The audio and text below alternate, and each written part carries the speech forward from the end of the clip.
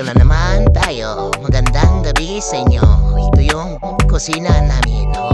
Bago ng table ng board na yan diba ang gandang tignan.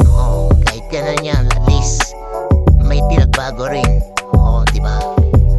Yan. Pambaba na, hindi na tulad ng dati. Nang hawit ka. Yan, dito ka ng baga.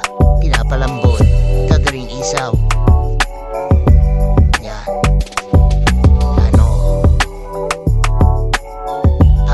Ng panang baka, pang crispy patayan at balbakwa balat. Dahil stock na yan. Sa malaki naman yung kwan laman.